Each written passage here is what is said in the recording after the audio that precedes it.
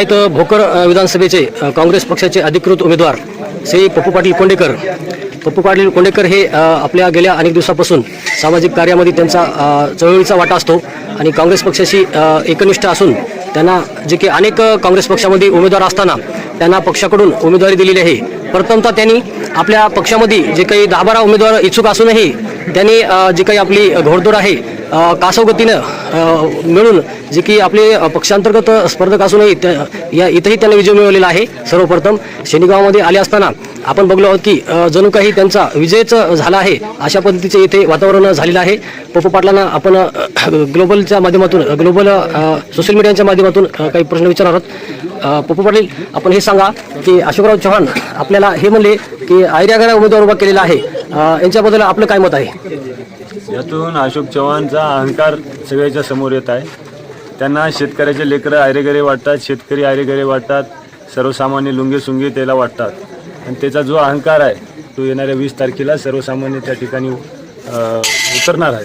त्याबद्दल कोणाच्या मनात काही शंका असायचं कारण नाही.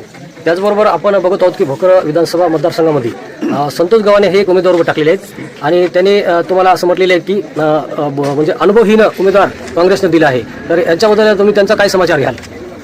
अशोक चव्हाणांनी पहिले त्याच्याकडे जास्त गेले तर पहिले फॉर्म उचलायसाठी स्पर्धा लागत होती, पण आता फॉर्म ठेवायसाठी अशोकराव तिथं प्रयत्नशील आहेत आणि त्यांना तुम्ही जे उमेदवाराच्या बाबतीत म्हणाले त्यांना सुरुवातीला भूमिका होती की जरांगे पाटील जे म्हणतील तीच माझी भूमिका राहील आणि आज जरांगे पाटलांनी स्पष्ट सांगितलेलं असताना की आपण तिथं उमेदवार द्यायचा नाही, आपल्याला सुपडा साफ करायचा आहे असं जरांगे पाटलाचा स्पष्ट आदेश असताना मला आणि सर्व समाजाला आणि मतदाराला अशी शंका आहे की हे कोणाच्या तरी सांगण्यावरून हे सगळ्या गोष्टी होत आहेत, जेणेकरून या ठिकाणचं मतदान विभागल्या जावं आणि याचा सरळ फायदा अशोक चव्हाण आणि त्यांच्या मुलीला व्हावा. त्याचबरोबर आता बघत आहोत की आपण अर्धापूर शहरामधून आपल्याच मित्र पक्ष जे असलेला राष्ट्रवादी यांचा जे नगरसेवक आहे जाकीर पत्रकार हेही अपक्ष उमेदवारी दाखल केलेली आहे आणि हेही तुमच्यावर टीका करत आहेत, जे की आपल्या जे काही भाषणातून जे काही आपण बोललेलो आहोत त्याबद्दल काही असे तुम्हाला सांगितलं की अशोकराव चव्हाण यावेळेस मतदान विभागणीसाठी असे काही नवीन फॉर्म्युले करत आहेत आणि पण मतदार सगळ्या गोष्टी ओळखून आहेत, ते काय त्याला थारा देणार नाही.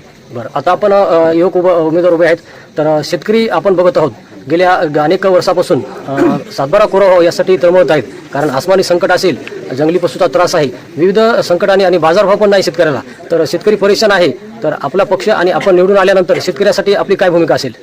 आपण बघितलं असेल की ज्यावेळेस आमचा काँग्रेस पक्षाचा जाहीरनाम्याचं काल प्रकाशन झालं आणि त्यांनी शेतकऱ्याच्या संदर्भात एवढं मोठं त्या ठिकाणी एक हे दिलेलं आहे. शेतकऱ्याच्या जे कर्जबाजारी शेतकरी झालेला आहे, शासनाच्या माध्यमातून महाविकास आघाडीचं सरकार आल्याच्या नंतर 3 लाख रुपयापर्यंत सगळं शेतकऱ्यांचं कर्ज त्या ठिकाणी माफ होणार आहे आणि येणाऱ्या काळात खरं तर 10 वर्षापासून भाजपचं सरकार आहे आणि येणाऱ्या काळात शेतकऱ्याच्या संदर्भात मदत करण्यासाठी आमचं नवीन सरकार निश्चितच प्रयत्नशील आहे. आता आपण बघत आहोत की महाराष्ट्रामध्ये अनेक युवक युवती शिकल्यात परंतु त्यांना रोजगाराच्या संधी उपलब्ध नाहीत, असे एक आम्ही सर्वे केला होता. त्यामध्ये निष्कर्षात आढळलं आहे की अनेक युवक आपल्या इथून पलायन करतात की मोठ्या शहरात आणि तिथं जाऊन काहीतरी नोकरी करण्याचा प्रयत्न करतात, परंतु आपल्या भागामध्ये कुठल्याही पद्धतीचं जे काही रोजगाराची संधी उपलब्ध नाही, त्यासाठी आपली काय भूमिका असेल येणाऱ्या काळात?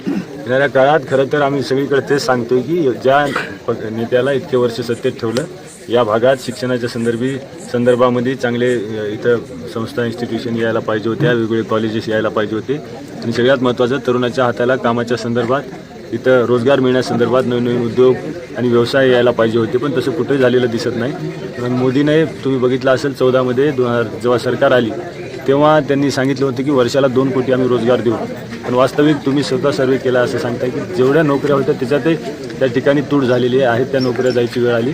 त्यामुळे विशेष आपण एक गोष्ट तुम्हाला निदर्शनास आली असेल की युवकांचा सगळ्यात जास्त रोष तरुणांचा या भाजपच्या विरोधात आहे. या गोष्टीसाठी त्यांना विश्वास आहे की भाजप जेव्हापर्यंत हटत नाही आणि मागं आपण बघितलं असेल की गुजरातला इथले मोठमोठे उद्योग अमित शहा आणि मोदीला खुश करण्यासाठी शिंदे आणि फडणवीस नेऊन मोदीच्या पायाशी त्या ठिकाणी ठेवत आहेत.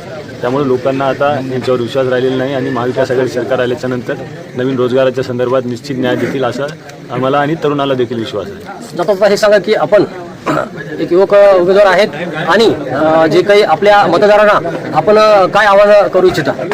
मतदारांना आमचं एवढंच आव्हान आहे की ही जी लढाई आहे ही धनशक्ती विरुद्ध जनशक्ती अशी लढाई आहे, सर्वसामान्य विरुद्ध प्रस्थापित अशी लढाई आहे, निष्ठावंत विरुद्ध गद्दार अशी ही लढाई आहे. त्यामुळं सत्य विरुद्ध असत्य अशी ही लढाई आहे. त्यामुळे या लढाईमध्ये सर्वांनी सर्वसामान्य आजपर्यंत पक्षासाठी झिजलेल्या सर्वसामान्यांच्या सुखादुःखात धावून आलेल्या एका माझ्यासारख्या कार्यकर्त्याला विश्वास ठेवून मला विजय करावा, असं विनंती सर्वांना या निमित्ताने.